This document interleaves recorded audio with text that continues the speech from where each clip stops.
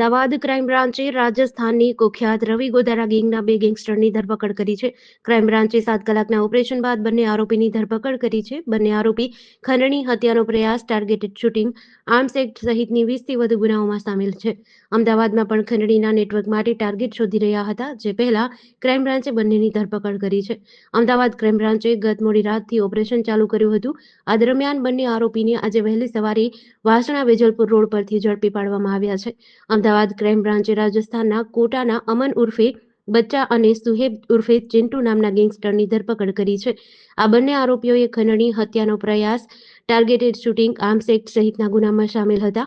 આ બંને રાજસ્થાનની કુખ્યાત રવિ ગોધારા ગેંગ સાથે જોડાયેલા હતા. ક્રાઇમ બ્રાન્ચે 7 કલાકના લાંબા ઓપરેશન બાદ બંનેની ધરપકડ કરી છે. બંને આરોપી ગુજરાતમાં તેમનું ખંડણી નેટવર્ક શરૂ કરવા માટે આવ્યા હતા. રાજ્યમાં વાહનોના અકસ્માતોમાં આંખને આંજી દેતી જોખમી એલઈડી લાઇટ જવાબદાર હોવાનું સામે આવતા ગત 21મી જાન્યુઆરીએ રાજ્યની વાહન વ્યવહાર કમિશનર કચેરી દ્વારા એક પરિપત્ર જાહેર કરી તમામ જિલ્લાના આરટીઓને અનધિકૃત રીતે વાહનોમાં લગાવવામાં આવતી વ્હાઇટ એલઈડી સામે કાર્યવાહી કરવા સૂચના આપી હતી. આ મામલે રાજકોટ આરટીઓ એક્શન મોડમાં આવ્યું હોય તેમ 15 દિવસમાં જ 250થી વધુ વાહન ચાલકોને દંડ ફટકારી ₹5 લાખથી વધુની વસૂલાત કરવામાં આવી છે. રાજકોટ આરટીઓ અધિકારીએ જણાવ્યું કે વાહનોમાંથી લોકો ગેરકાયદેસર એલઈડી લાઇટ દૂર કરે તે માટે આ ચેકિંગ સતત ચાલુ રહેશે. જે બાદ પણ લોકોમાં જાગૃતતા નહીં આવે તો વાહનોના રજીસ્ટ્રેશન સસ્પેન્ડ કરવાની કાર્યવાહી શરૂ થશે.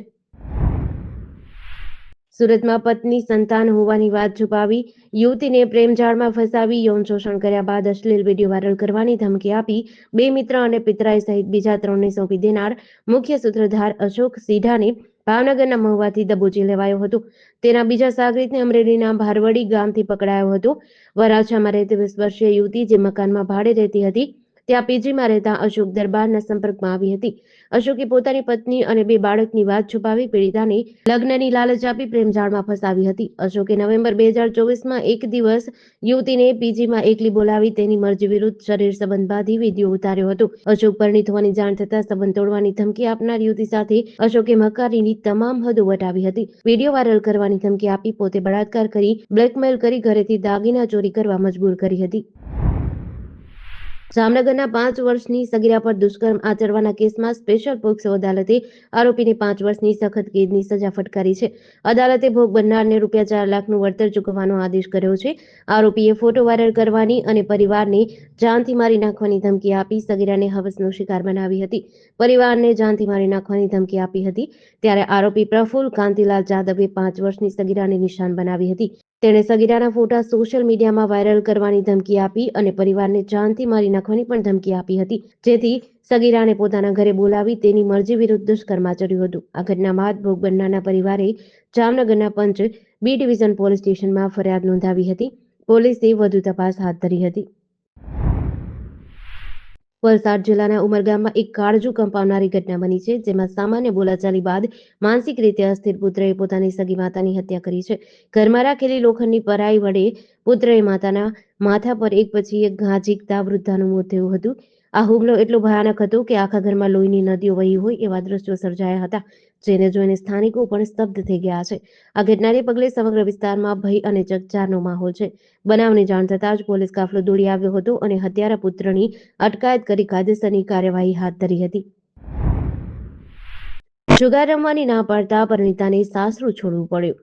આવો ચોંકાવનારો કિસ્સો રાજકોટમાં બન્યો છે. જન્માષ્ટમીનો જ્યાં સૌથી વધુ ક્રેઝ જોવા મળે છે, એવા રાજકોટમાં એક પરિવારે ઘરની વહુને જન્માષ્ટમી શ્રાવણીય જુગાર રમવા કહ્યું તો વહુએ જવાબ આપ્યો કે હું શિક્ષિત પરિવારમાંથી આવું છું, હું જુગાર નહીં રમું. બસ પછી શું? વિવાદ એટલો બધો વધ્યો કે પત્નીને સાસરું છોડવા મજબૂર થવું પડ્યું. આખરે પરિણીતા કોર્ટે પહોંચી અને અમદાવાદ જિલ્લા અદાલતે રાજકોટના એક પુરુષ અને તેના પરિવારજનોને શ્રાવણ માસ દરમિયાન પત્નીની જુગારની પરંપરામાં ભાગ લેવા માટે મજબૂર કરી તેને હેરાન કરવા બદલ દોષી ઠેરવ્યા. સાથે જ કોર્ટે ઘરેલુ હિંસા અધિનિયમ હેઠળ પતિની માસિક ભરણપોષણ, ઘર ભાડા માટે સહાય અને વળતર ચૂકવવાનો આદેશ આપ્યો. જુગાર રમવાનો ઇનકાર કર્યા બાદ પરિવારના વર્તનમાં ફેરફાર આવ્યો હોવાનું જણાવ્યું છે. સાસરિયાએ પોતે જુગાર ન રમે તો પણ જુગાર માટે તેના માતા પિતાથી પૈસા લાવવા માટે દબાણ શરૂ કર્યું હતું.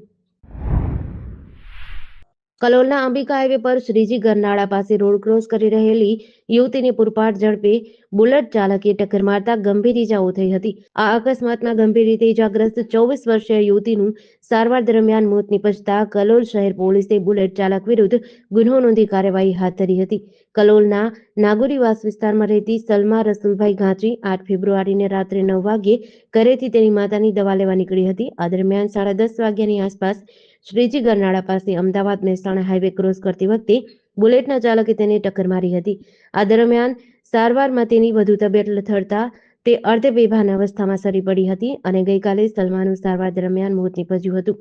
આ અંગે મૃતકની માતા બીબીબેન ઘાંચીની ફરિયાદના આધારે કલોલ શહેર પોલીસે ગુનો નોંધી તપાસ હાથ ધરી છે. વડનગરના સીપોર નજીક રામગઢ ગામે 3 મંદિરને રાત્રે તસ્કરોએ નિશાન બનાવ્યા હતા, જેમાંથી ચાંદી સહિતનો કિંમતી સામાન અને રોકડ મળી 1,98,000ની મત્તાની ચોરી થઈ હતી. વડનગર પોલીસે તસ્કરી મામલે તપાસ હાથ ધરી છે. વડનગર તાલુકાના સીપોર ગામે રહેતા શૈલેષસિંહ કનુસિંહ રાણાની ફરિયાદ મુજબ રામગઢ રોડ પર આવેલ તેઓના ખેતરમાં ગોગા મહારાજના મંદિર અને કુળદેવી હરસિદ્ધિ માતાના 2 મંદિરના તાળા તૂટ્યા હોવાનું અને ચોરી થઈ હોવાનું સામે આવ્યું હતું. રામગઢ ગામે કશુભા પરિવારના કિરણજી જીવણજી ઠાકોરના ગોગા મહારાજના મંદિરમાં પણ ચોરી થયાનું સામે આવ્યું હતું. પોલીસે ડોગ સ્ક્વોડની મદદથી તસ્કરોની શોધખોળ હાથ ધરી છે.